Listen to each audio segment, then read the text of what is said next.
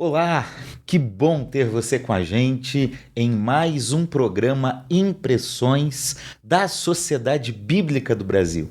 E hoje, num dia muito especial, nós também temos um convidado também especial, que é o pastor Davi Raiker, pastor na Igreja Presbiteriana em Alphaville, a IP Alfa, e que tem exercido um ministério em relação à identidade, à sexualidade no Brasil e fora do Brasil. E é um prazer ter ele aqui com a gente para falar sobre um tema muito especial, a Bíblia e a identidade. Olá, pastor Davi, tudo bem? Seja bem-vindo. Grande abraço, é um prazer estar aqui com vocês, uma alegria. Que bom. Na verdade, a gente se conhece há uns 15 anos, talvez. Pois é, rapaz, tem um tempinho, né? Já tem um tempinho, lá em Belém, a igreja que o pastor Davi... Qual era o nome da igreja mesmo? Igreja Batista Povo de Deus. Batista Povo de Deus, em Ananindeua. Isso, esse nome é difícil, hein? É difícil. Ananindeua é um nome difícil. É. Eu morei lá em Ananindeua. É verdade, né? Eu costumo dizer que, quer dizer, eu sou nascido em Belém do Pará, né? Que é onde Jesus nasceu também, né? Então é bem representado lá em Belém. É verdade, né? E olha que tem gente que vai acreditar. Não vai, é porque não lê a Bíblia, né, velho? Então o programa é sobre Bíblia. Então presta atenção, Jesus nasceu em Belém do Pará, tá errado. Tá errado. Eu aprendi aqui na gráfica. Já aprendeu direitinho agora, então tá bom. Então, pastor Davi começou o ministério em Belém do Pará e tem andado pelo Brasil, mas nessa aproximação que nós queremos fazer com você, de conhecê-lo melhor, nos conte a partir do seguinte pressuposto: como a Bíblia entrou na sua vida e como ela tem feito parte da sua vida nessa jornada. Muito bem, eu sou filho de crente, né? Meu avô era pastor, meu bisavô, pai de mãe, era evangelista, ele poderia ser considerado um pastor hoje. Viveu muito tempo de tempo integral, assim, na obra, né? Meu avô também, meus pais... isso para pai de mãe, para pai de pai também era tudo crente, líder de igreja. Então, cara, assim, eu sempre fui crente, né? E eu nunca desviei. Meu testemunho é muito chato. Não és nada. Ele é meio assim, sem graça. Eu conto, as pessoas meio que dão uma... Poxa vida, né? Eu queria uma coisa mais emocionante. Eu tô brincando. Mas então, assim, a Bíblia, para mim, foi muito orgânica, assim. Eu não tenho na memória assim, o dia em que para mim não tem essa coisa, entendeu? Desde sempre, desde toda hora. A Bíblia sempre esteve presente, literalmente toda hora. Eu lembro de ter contato com o ensino, né? Muito cedo. A gente estava falando antes de gravar, né? Sobre as estratégias antigas, né? De criança, que a gente usava o tal do flanelógrafo, eu acertei o nome, que colocava as figurinhas. Quem é velho, né, tá nos assistindo, sabe que é um flanelógrafo. Quem é novo, eu lamento. Mas é um negócio de uma flanela que o pessoal ia colocando as figurinhas e ali a Bíblia ia sendo contada e tal. E aí, também na época, eu nasci em 85, né? Fiz 40 anos esse ano, tu acredita? Rapaz, completamente passa, hein? Decrépito. Eu tô triste. Não brincando, tô feliz. Eu fico falando as coisas, eu vou falando, tenho que me conter. A gente vai ter que ir fazendo os ajustes aqui. Isso não é verdade, isso é mentira, gente. Eu tô muito feliz, né, com 40 anos. Fiz 40 anos esse ano, então em 85, que é a minha infância, na década de 90... tinha muito menos produtos, digamos assim. Produtos é a palavra talvez não adequada. Materiais. Recursos, né? Recursos. Materiais do que tem hoje. Então, a Bíblia, ela era... existia meio que uma Bíblia mais padrão, que a gente reconhecia, né? Aquela coisa de capa preta, né? Sim. E aquilo era traduzido na infância, mas... para mim, sempre fez parte, é tudo muito orgânico, muito natural. E quando eu fui crescendo na adolescência, aí sim eu comecei a ler a Bíblia de maneira mais assim, radical, né? Eu lembro uma época que eu lia muito, assim. Que meio que eu decidi que eu ia ler a Bíblia, dia a dia que eu lia 10 capítulos por dia. E eu estava decidido a ler tudo. Então, e aí começou a ter mais Bíblia de estudo também, né, no Brasil. Eu não sei se você sabe como é que funciona essa coisa cronologicamente, né? Sim, vamos lá. Você estava na adolescência? Eu fiz 15 anos em 2000, né? Então você estava aí já tinha a Bíblia Scofield, tinha a Bíblia Vida Nova, que antecedeu a Shed, que estava chegando nesse período também. Eu lembro de uma chamada Anotada. Bíblia Anotada, tinha uma das capa primeiras. Dura. Sim. Uma capa dura. Com um círculo na capa, enfim, Bíblia Anotada. Então, foi esse processo que aos poucos no Brasil foi chegando Bíblias mais complexas de estudo e tal. Então, na minha vida é isso. E aí foi parando, foi progredindo até hoje. E como isso é importante, né, Davi? Porque a minha história é um pouco semelhante à sua, né? Sou filho de pastor, nasci na igreja, ou melhor, nasci no hospital, mas logo depois fui para a igreja. E também não tem muita coisa assim. Quando eu lembro, eu estou lendo a Bíblia. Eu lembro de um livro que eu ganhei também, né? Como você falou, nós tínhamos poucos recursos bíblicos, materiais, mas também, além disso, tínhamos poucos recursos financeiros na minha casa. Ok, sim. Né? Então, assim, ganhar uma Bíblia, ganhar um livro... Era mais caro também, né? Era muito mais difícil, muito mais caro. E eu lembro que eu ganhei Horinhas com Deus, que eram histórias bíblicas. Horinhas com Deus? Horinhas com Deus. Mas tu tem quantos anos? Eu tenho 45. Tá mais velho. Tô bem mais velho. Essa eu ganhei, tá vendo? Sou de 80. Você é de 80. Então, quando você estava ali com uns 2 anos, eu já estava lendo Horinhas com Deus. Essa eu não peguei. E eu lembro que eu ganhei uma Bíblia do meu pai, e eu também, meu pai sempre foi um leitor assíduo da Bíblia, então é uma história bem semelhante, e é bom a gente lembrar, porque hoje a gente tem tantos recursos muita coisa. digitais aqui, temos inúmeras Bíblias, e houve uma época em que a Bíblia era de capa preta, simples daquele jeito, com poucas traduções. Hoje nós temos uma diversidade de traduções que abençoa a igreja brasileira. Mas outra coisa, você é de onde? Você é do Rio? Eu sou de Curitiba. Eu era de Belém, né? Belém, também tem essa coisa também, né? Porque Belém é muito mais longe. Sim. Então, chegava menos também. Então, dependendo do lugar onde você estava no Brasil, ainda chegava menos. Chegava menos, exatamente, né? Diante da realidade geográfica que a gente tem. Então, é interessante ver como a Bíblia marcou a sua trajetória, claro. Sua infância, sua adolescência, né? Agora, quem acompanha você, eu acompanho você, sei que muita gente que vai nos assistir também percebe seu trabalho, que é um trabalho desafiador. Você trata de sexualidade, mas a gente preferiu até aqui tratar usando o seguinte tema: identidade, né? Porque eu vejo nos seus vídeos muito disso, reconhecer a identidade. Então, claro. O que a Bíblia ensina sobre a identidade? Como nós podemos entender isso? Porque esse é um tema que está em pauta na sociedade e que nós, como igreja, como leitores da Bíblia, precisamos dar uma resposta. O que a Bíblia fala sobre isso? O tema da identidade ele é muito importante por causa da maneira como a gente vai enxergar o próprio ser humano, né? Então, dependendo de como você define a identidade do ser humano, você estabelece a sua maneira da sua antropologia, digamos assim, a maneira como você vai entender a pessoa. Sim. E isso é uma disputa, digamos assim. Então, o que é que no ser humano vai ser a base para considerar, o que será considerado a base da sua identidade, a base última, né? O que é o mais importante? Aí você pode pegar qualquer coisa. É o corpo, são as emoções, é a razão, é a nacionalidade, é a raça, é a sexualidade, são os afetos. O que a Escritura, como é que ela vai se posicionar? Então, o contemporâneo ele tem uma tendência de pensar a identidade a partir dos afetos, né? A partir dos sentimentos, das atrações. É o que a gente chama de revolução afetiva, que é um discurso muito presente nos movimentos culturais e sociais ligados à sexualidade, mas não apenas a esta área, atrelando a identidade aos sentimentos e atrações. É o que eu estou chamando aqui de afetos. Afetos são reações emocionais e eróticas, né? Reações emocionais e eróticas. Quer dizer, afeto não é uma coisa que você decide. Afeto você está sentindo, você administra. Aquilo que você reage e você administra. Você não pode ser controlado por eles, mas eles existem e você vai ter de lidar com eles. Então, o contemporâneo, em geral, ele aprende de maneira difusa pela produção cultural hoje que o mais importante sobre nós são os nossos afetos, isso vai nos fazer feliz.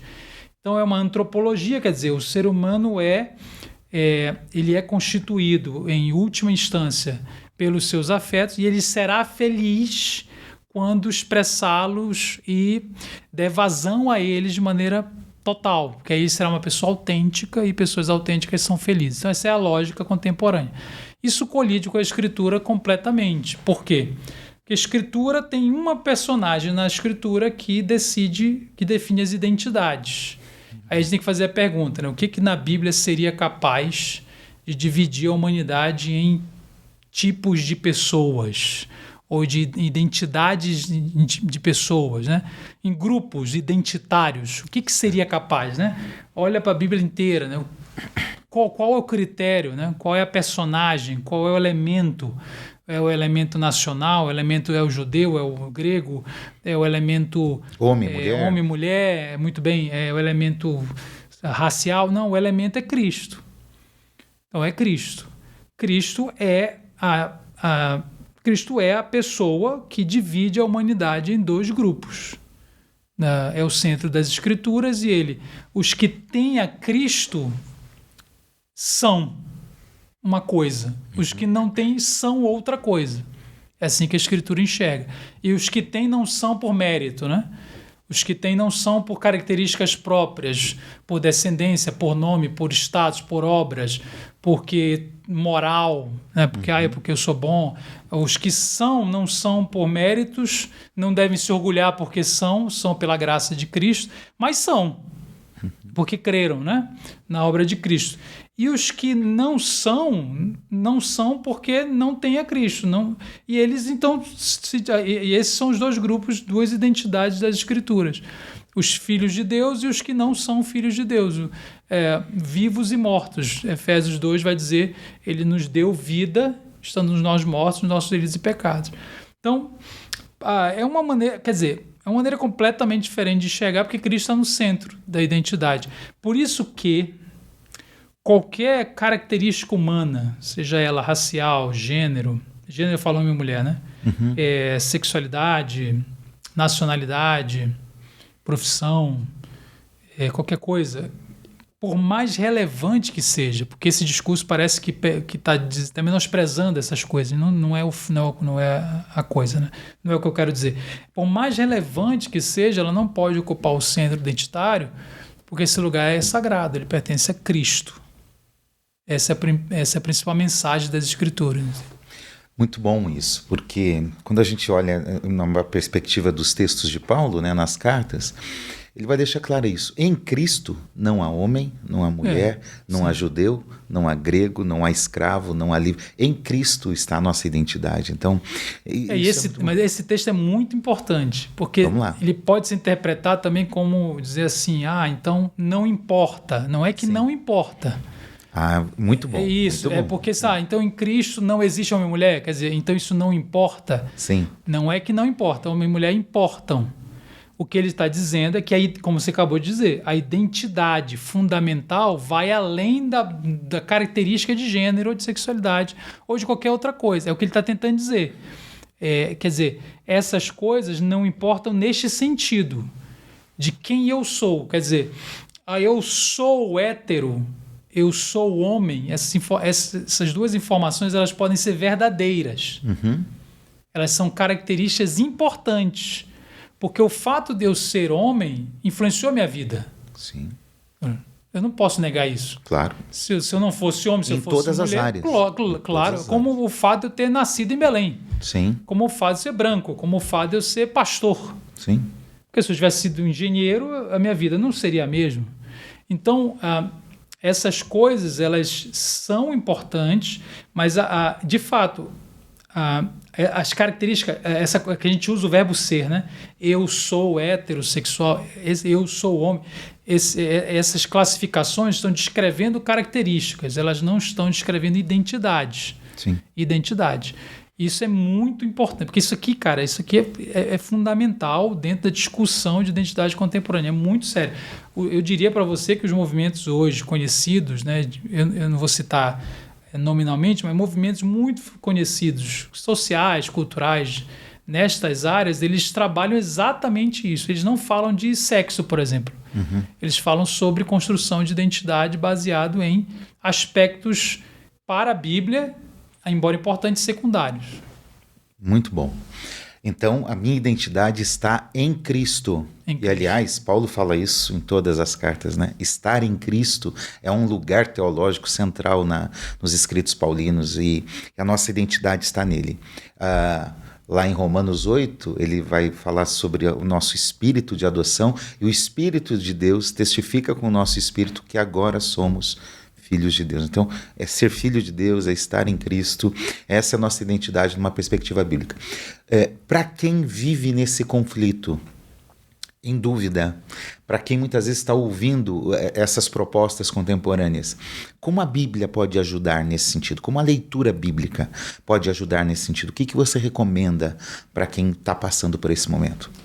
Olha, eu recomendo pensar um pouco de como você está chegando no texto, né? Porque você está carregando toda essa visão, provavelmente. Essa bagagem. A bagagem, ela está chegando com essa ideia de que a sexualidade, vamos falar desse assunto, a sexualidade é quem eu sou, né? Eu sou os meus afetos. Então você chega ali e fica tentando exigir, ou espera que o texto vai corroborar isso. É que é um passo atrás, assim. Tem que dar um passo atrás e perguntar, peraí, mas como é que se enxerga isso aqui? Por que aqui é tratado como comportamento e não como identidade? Então faz essa pergunta, né? Por que o texto não... Porque o texto nas Escrituras não trata sexualidade como identidade nunca. Nem no Velho Testamento, que ali é mais claro ainda, porque é uma coisa ainda mais... não é literal a palavra, é mais escrachado, porque, por exemplo, Levítico, eles usam expressões do tipo não te deitarás. Bom, não te deitarás é literalmente a descrição de um ato. Não te deitarás dessa forma, não te deitarás daquela forma. Então, não fala não seja isto, não seja aquilo. Não tem essa linguagem. É o comportamento. É o comportamento, é uma outra zona. E certos comportamentos, eles são interpretados como comportamentos e certos comportamentos não são para a pessoa que pensa de acordo com essa visão contemporânea. Então ele precisa chegar no texto entendendo. Olha, sexualidade não está com toda essa bola. A sexualidade, as atrações, os afetos, o que eu sinto, não é importante. Sim, não é, eu estou te desprezando. É que não está nesse lugar, nesse pedestal todo que foi colocado pelo universo contemporâneo, que virou a última instância do meu ser. Então eu preciso olhar que a Escritura não entende o ser humano dessa forma, nem no Velho, nem no Novo Testamento. O protagonismo ali é Cristo. Inclusive, aí eu queria emendar um outro assunto, que é, quando você vai lendo os evangelhos e vendo a proposta de Cristo, o ápice da proposta de Cristo para alguém que está buscando, não é se tornar alguém que sente diferente ou que se tornar alguém casado. O ápice é se tornar um discípulo. Pô, mas isso muda tudo. Entende? Então, o que é a minha linha de chegada, né? Onde é que eu quero chegar? O que o Evangelho propõe como realização? Como o Evangelho, as cartas de Paulo, o Novo Testamento inteiro. O que ele propõe como o ápice que realmente vai satisfazer? O que eu falei do contemporâneo, né? Que propõe que na autenticidade você é feliz, ou seja, siga seu coração, dê vazão aos seus sentimentos, seus afetos, suas atrações, seus desejos. Você será autêntico e na sua autenticidade você será feliz. Esta é a tese, e essa tese é velha. Sim. É a tese do Éden, da independência de Deus. A tese do Evangelho é o contrário disso. Você se torna seguidor de Cristo por confiar mais nele do que em si, por amar a ele mais do que a si. E o ápice não é sentir outra coisa, ou casar, ou ter a experiência, ou ficar rico, ou sei lá o que for. Não é a melhor versão de si mesmo. O ápice... Opa! O ápice é ser discípulo de Cristo. Sim. É você ser igual a Cristo, é você amar a Cristo mais do que a si, independente do que sente, ou independente do que tenha, ou independente se casou ou não, se as circunstâncias mudaram, porque é isso que para o Evangelho vai te satisfazer. Mas talvez a gente não acredite muito nisso. É bom a gente falar, talvez a gente não acredite muito nisso. Talvez a gente acredite assim, olha, é Cristo, mas eu casei, graças a Deus, né? Aí eu sou esforço feliz. Próprio, né? Tô pensando aqui, Davi, o seguinte, o texto de João 4, perspectiva da mulher samaritana, a gente poderia trabalhar colocando ela aqui como um pressuposto, um roteiro de caminhada, diante disso que você falou para a gente entender, porque ali a gente tem uma mulher que tem essa questão de mulher-homem no contexto cultural oriental antigo. Você tem uma mulher com uma questão de uma vida com os relacionamentos frustrados, com uma vida sexual talvez não coerente com os valores da cultura da própria samaritana ou judaica, que está numa crise, que está ali numa discussão com Jesus e que no final da história, lá no final do capítulo 4, tem uma nova perspectiva de vida. A partir disso que você construiu no macro, a gente poderia olhar para esse texto do capítulo 4 para identificar algumas ações? Assim, olha, ela chega assim, ela tem esse encontro com um Cristo e a partir disso gera alguma coisa? Será que dá para a gente pensar em algo assim? Eu acho que sim, acho que é um personagem muito profundo, né? Tem discussões muito profundas com Jesus. É uma mulher que está vivendo os seus conflitos, as suas questões, e Jesus a encontra nesse lugar. E ele vai dirigir a vida dela para pensar na água que mata a sede, né? E ela confunde com a água natural, aquela água do poço. Então, eu acho que esse texto ele é muito rico para nos falar sobre as nossas buscas, né? Então, nós estamos buscando no mundo uma satisfação, a nossa identidade. E ali a mulher não consegue nem entender na priori, ela não consegue entender aonde Jesus quer chegar, né? Que Jesus quer alimentar o coração, as suas expectativas mais profundas, né? Então, acho que ela tem esse encontro, e aí, a partir desse momento, ele consegue falar sobre a vida dela, né? Porque ele fala sobre os maridos, né? E tem essa coisa de pensar um pouco a moral, né? Então, ela está vivendo uma coisa que é uma imoralidade, digamos assim. Mas vê que o assunto da imoralidade vem depois do coração, né? Isso é uma coisa que eu sempre falo, né? Então, a gente pensa muito em como resolver a moralidade, né? Então, nós estamos em desobediência, o fulano está em desobediência. Como é que eu vou chegar a ele e vou dar a ele a lista do que ele tem de fazer e a lista do que ele não pode fazer? Só que a gente esquece que o comportamento é fruto dos amores do coração. O comportamento é fruto do estado do coração. Em Mateus 15:17, Jesus diz que ele está na mesa, né, com os discípulos, e os fariseus estão lá, e os judeus, os discípulos não lavam as mãos, né, como deveriam lavar. E aí os judeus dizem que eles estavam se contaminando porque estavam comendo com a mão por lavar. E aí Jesus fala, não, o que contamina o homem não é o que entra, é o que sai. Esse é o texto, né? E aí ele fala, o que sai da boca vem do coração. E ele diz, os homicídios vêm do coração, os maus testemunhos, a porneia, né? A imoralidade, os adultérios. Então ele localiza no coração a origem da desobediência comportamental. Então acho que quando ele está falando com a mulher, primeiro ele fala da sede do coração dela, ele trata do que é a busca do coração dela para depois falar sobre a questão do comportamento. Então a gente pensa às vezes muito em como moralizar as pessoas e a sociedade, esquece que a gente precisa descer para o coração e perguntar, mas para quem que a gente vive? Quem é que define a nossa identidade? Quer dizer, em quem a gente confia para ser feliz? Muito bom. Porque se isso não mudar, o nosso comportamento é sempre consequência do nosso coração. A gente sempre obedece aquilo que ama mais. A gente sempre obedece aquilo que ama mais. Muito bom. Guarde o coração, porque dele procedem as fontes de vida. Exatamente.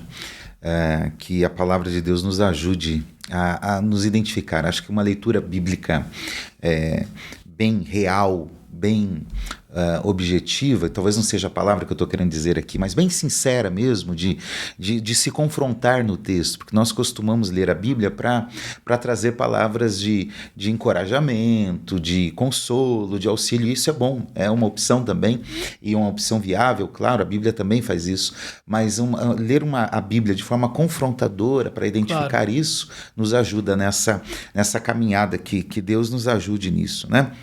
Bom, diante disso, para aqueles que estão desconectados, se sentindo desconectados dessa realidade, seja uma realidade bíblica, seja uma realidade com a sua própria identidade, como que você vê um caminho de restauração a partir desse encontro com a palavra de Deus para chegar em Jesus, né?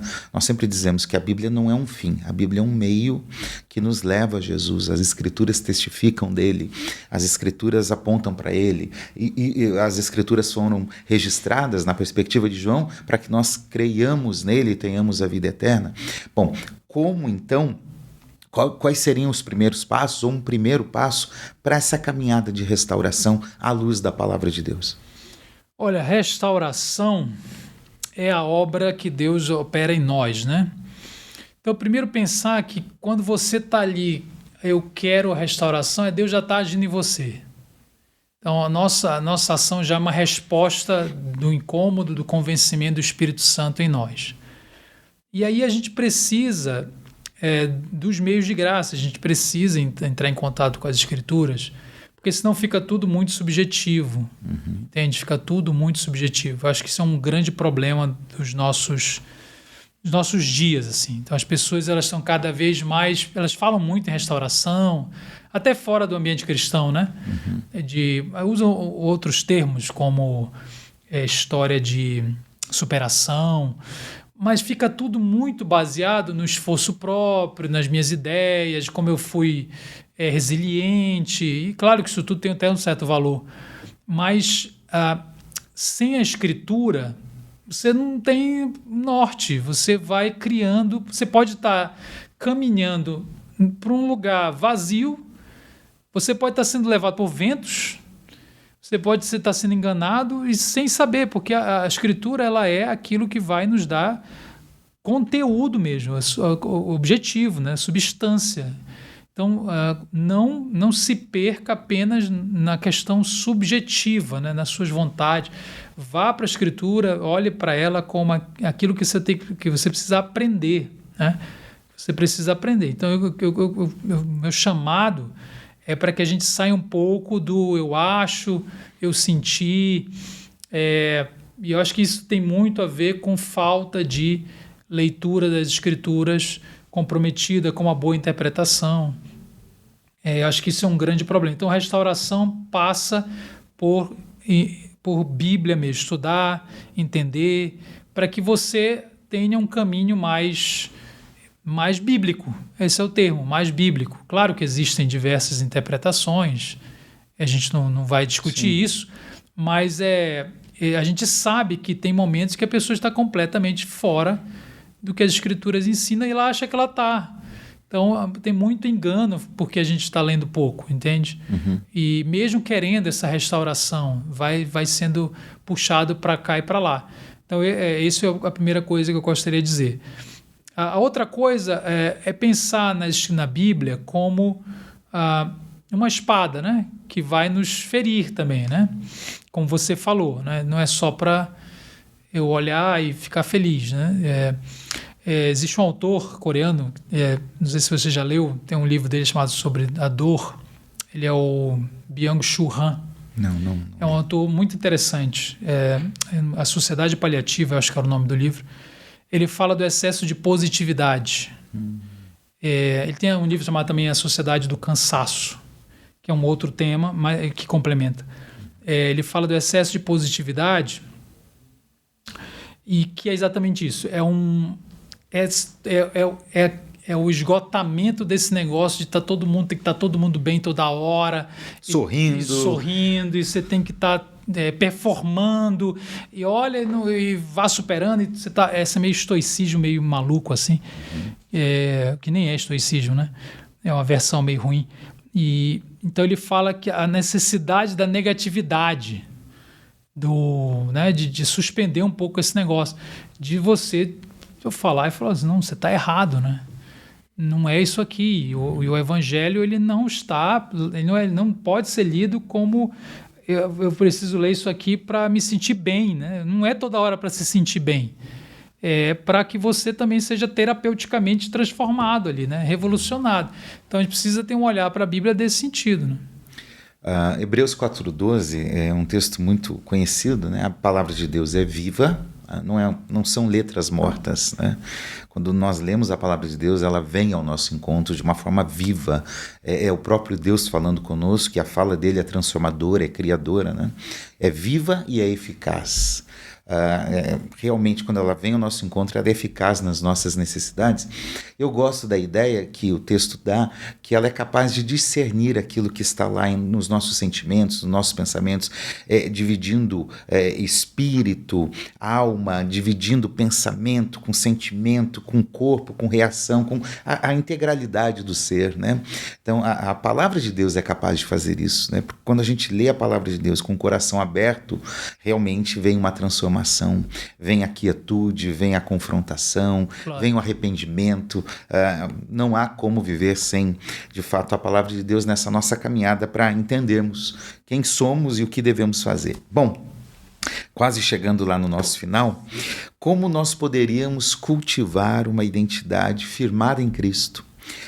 Em meio a tantas vozes, né, firmada em Cristo, na sua palavra, em meio a tantas vozes que nós temos hoje, nas redes sociais, nos influencers da vida, nas pressões da cultura, como nós podemos fazer isso? De forma prática e simples para quem está nos ouvindo. Você usou uma expressão interessante, né? Você falou cultivar, né? Uhum. Eu lembrei na hora de Gênesis 2,15, que fala, quando Deus diz a Adão, né? Uhum. Que ele deveria cultivar e guardar o jardim. Essas duas palavras são bastante importantes, né? São muito estudadas, né? Como missão, né? Uhum. do homem, cultivar e guardar, que tem a ver com proteger, tem a ver com construir, né? Então se constrói, elabora, cultiva e ao mesmo tempo protege. Quer dizer, é um trabalho de desenvolvimento. Eu vou crescendo, mas eu ao mesmo tempo preciso proteger o que eu estou construindo. E é interessante, então, ver que como fazer isso.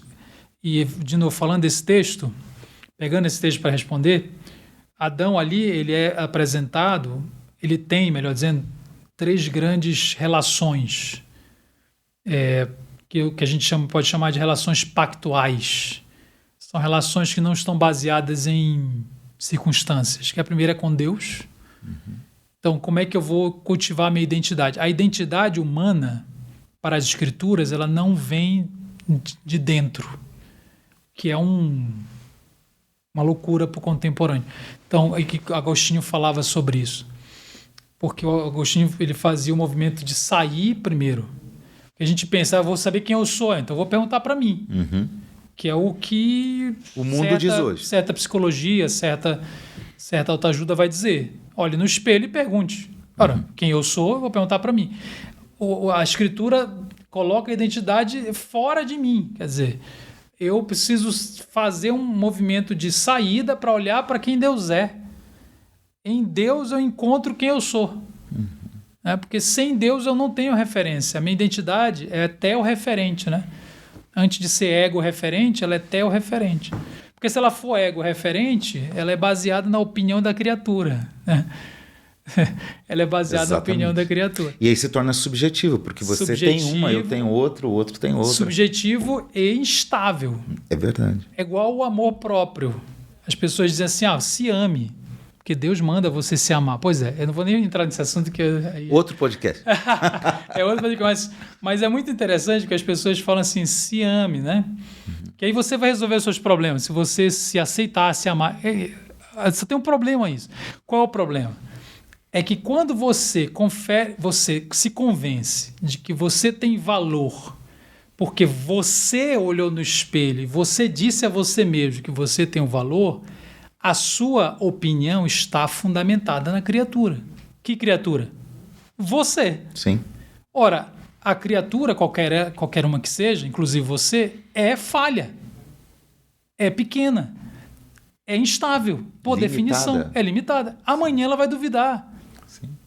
Entende? Então, o problema é que essa criatura ela não vai ser fonte estável de estima. Uhum. Então, para eu entender o valor, eu preciso olhar para Deus. aí é fora de mim, é o Criador. Então a primeira relação de Adão é com Deus. Ele precisa cultivar, quer dizer, desenvolver e guardar esta relação pactual. Não depende de circunstância, é a prioridade da vida dele. E sendo imagem de Deus, inclusive. Claro, verdade. Criado à imagem e semelhança de Deus. A segunda relação é com o outro, com as pessoas, com a Eva, que vai ser criada, né? Eu vou usar aqui o outro como figura, quer dizer, são as outras pessoas, porque não existe identidade cristã isolada. Sim. Então você precisa entender que a identidade cristã aponta para a comunidade. Então você precisa de igreja. Aí tem os desigrejados de hoje, né? A gente não vai entender identidade cristã desigrejado, não existe isso. E a terceira identidade, relação pactual é com a criação, né? Que é cultivar e guardar as coisas, é o jardim, né?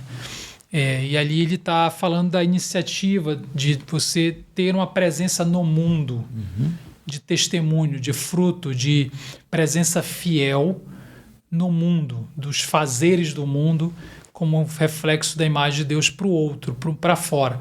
Então eu diria que a gente precisa desenvolver e guardar a nossa relação com Deus, entendendo que quem somos e nosso valor não está em nós, vem de Deus. A segunda, entender que é comunitária a nossa identidade e ela precisa ser um testemunho de Deus para fora. Ela alcança o mundo e ela transforma tudo. Essa realidade na nossa vivência no mundo, né? Muito bom, muito direto, muito bom. É muito bom ter você aqui falando sobre um assunto tão importante. Às vezes a gente trata, eu costumo dizer que às vezes a gente dá respostas que o mundo não está fazendo, né? Como igreja, de certa forma. E a gente precisa ouvir as perguntas do mundo, e é bom Sim.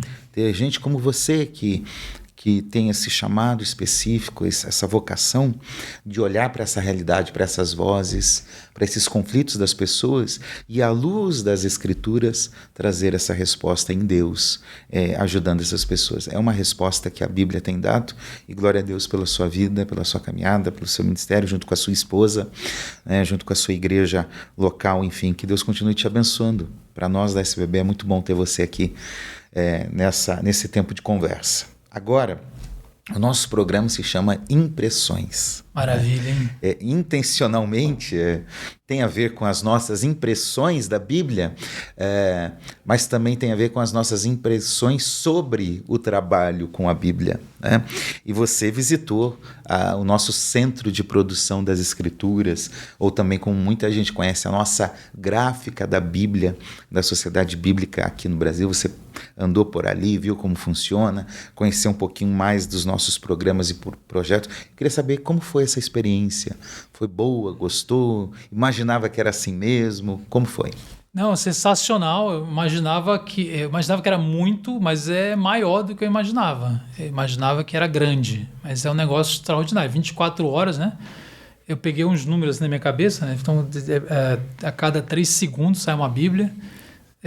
120 países, né, que vocês atendem. Já atendemos. É coisa pra caramba. Tem a em Braille também, né, que é muito interessante. Então, assim, eu conhecia dos projetos sociais lá de Belém, já andei lá no barco Luz da Amazônia. Você foi voluntário lá, vários momentos. Lá nos Ribeirinhos, né? Sim. Nos Ribeirinhos, muito bom, trabalho muito maravilhoso. Então, lá de Belém eu já conhecia a ponta lá, mas aqui vê o processo, o profissionalismo, né?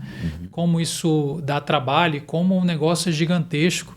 Vocês estão expandindo também, né? Já estão com horizonte de expandir, eu sei que tem projetos aí. Então, a coisa cada vez cresce mais e eu fico muito feliz e percebo que é uma missão, né? É uma missão importantíssima. Tem a parte de tradução para línguas indígenas também, que a gente olhou, que chama muita atenção por causa do tamanho do trabalho. Falaram sobre quão pouco ainda é, né? Sim. Porque ter uma Bíblia em uma língua indígena no Brasil são mais de 40, né? Tem acho que 8, uma coisa assim, que me falaram um número mais ou menos assim. Sim, tem entre traduções e Novos Testamentos tem aí 30, 40. Isso, mas Bíblia inteira. Bíblia inteira bem menos, né? Foi mais ou menos isso. Isso aí, mais ou menos 7, 8, eu não sei os números exatos agora, mas é mais ou menos por aí. Mais ou menos uma métrica nesse sentido. É porque o trabalho é muito grande, tem agora o projeto de Libras, né, que também falaram, Sim. que é um tremendo de um projeto, né? Viu o Braille também? Braille, vi que são 6 horas para imprimir, né? Uma Bíblia, o tamanho da Bíblia é gigantesca, né? Exatamente. O pastor tem que avisar qual texto vai ler no dia, não dá para levar a Bíblia. Mas sabe o que eu pensei? Na minha igreja ia funcionar, viu? Tá porque... vendo a IP Alpha? Tá vendo como é bom ser da IP Alpha? Porque lá a série é o livro. A pessoa já sabe o livro que vai. Sabe, todo mundo sabe qual é o livro que está sendo pregado. É a perícope escolhida, né? Dividida, então vai se pregando o livro até o final. Que legal. Então, tá vendo? Já ajuda. Estou conclamando todos os cegos a serem da IPA. Visite lá. Você já leva Mateus agora, terminou agora Beira Coríntios. Então tem um campus da Mateus e agora está Beira Coríntios. Então leva Mateus. Tá resolvido. Tá resolvido durante um bom tempo, que até terminar Mateus, meu amigo, demora. Demora, né? Demora. São muita domingos. Coisa. É muito bom. O que mais te marcou? Para o que você falou, isso aqui eu não vou esquecer. Eu acho que o que mais me marcou foi a capacidade de produzir. Eu acho que é isso. Embora pareça uma coisa meio técnica, não é o que o coração vai, mas eu acho que isso é muito, muito importante, porque não adianta só o romântico, entende? Uhum. Porque vocês conseguem atender muita gente. E isso tem a ver com uma demanda missionária muito forte. Então, é muito importante ter muita quantidade e chegar a muitas pessoas, entende? Eu acho que isso é legal, Davi, a tua fala. Nós sempre evitamos e tomamos todo cuidado para não ficar mostrando números, para mostrar uma certa grandiosidade que não é esse o objetivo da sociedade bíblica. O nosso objetivo é cumprir essa missão de levar a Bíblia a todos. Então, diante dos números que nós temos, nós sempre olhamos para o desafio, para o tamanho do desafio. Né? Então você tem aqui 8 milhões de Bíblias produzidas no ano, 9 milhões, em 2025 talvez cheguemos aí perto dos 9 milhões. Mas e qual é o tamanho do desafio que nós temos? Você falou que é para todos. Todos é muita coisa. É muita gente. É muita coisa. Você pega o grupo de cegos no Brasil, de surdos no Brasil, são milhares de pessoas que precisam das escrituras. Claro. São mais de 100 línguas indígenas no Brasil que precisam de escritura ainda. Então o desafio é muito grande. E não só no Brasil, né? E fora. Porque foi me apresentado uma de indígena do Chile, por exemplo. Sim. Exatamente. A Sociedade Bíblica do Brasil, ela também serve a América Latina, ela serve a África e outros países do mundo levando escrituras. Né? E é por isso, você até comentou rapidamente, que nós estamos olhando para o nosso futuro, pensando nesse grande desafio que é desenvolver o que chamamos de cidade da Bíblia. Sim. Então nós queremos aumentar essa capacidade de produção das escrituras, porque disponibilizar as escrituras é parte fundamental dessa missão. Né?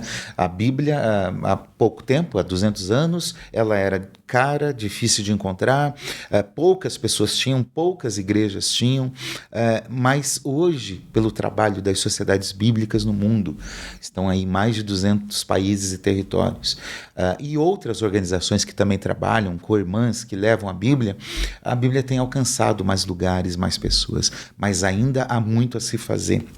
E aí, vale sempre a pena conhecer, orar por essa causa. Eu quero desafiar você a orar pela causa da Bíblia, a ofertar pela causa da Bíblia, a apoiar, a ser voluntário, como o pastor Davi Heiker foi e tem sido, estando aqui com a gente, um voluntário, para que a palavra de Deus continue crescendo, avançando. Gosto do texto de Atos, quando por 4 vezes Lucas diz: a palavra de Deus crescia, a palavra de Deus se multiplicava, a palavra de Deus espalhava, né? Que a palavra alcance e ajude essas pessoas a identificarem realmente quem são em Cristo.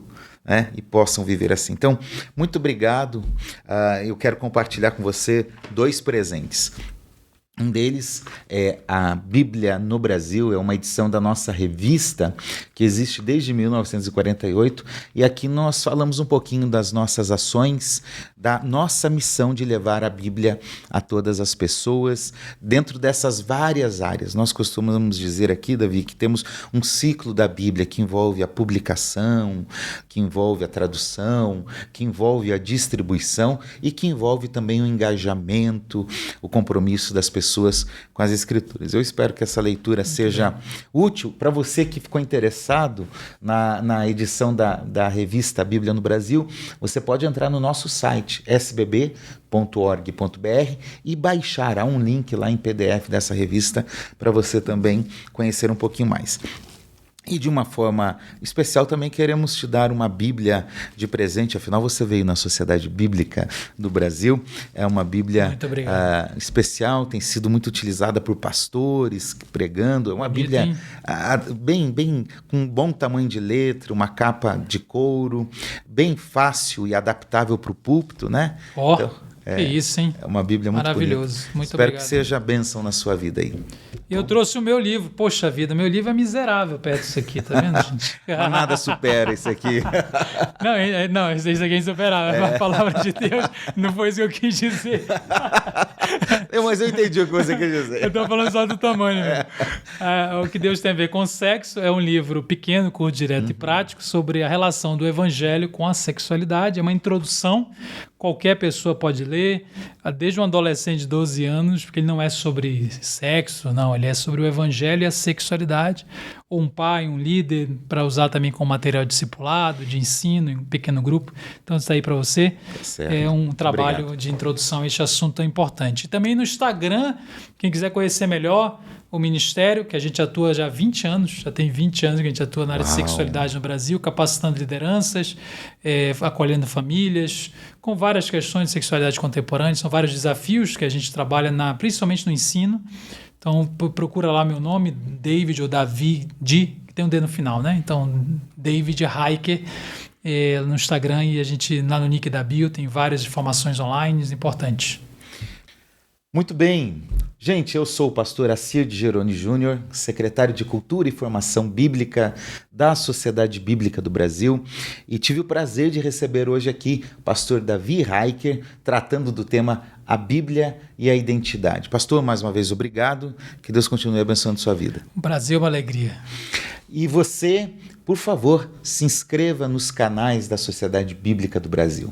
Você pode nos seguir no Instagram, no TikTok e se inscreva no nosso canal do YouTube. Ative o sininho para você receber aí as recomendações com os nossos programas, os nossos vídeos, e certamente você vai estar acompanhando um pouco mais da causa da Bíblia. E compartilhe esse vídeo com alguém que certamente será bênção na vida de jovens, de pessoas que estão precisando da palavra de Deus na vida. Contamos com você. Este foi o programa Impressões e nós aguardamos você numa próxima edição. Que Deus te abençoe.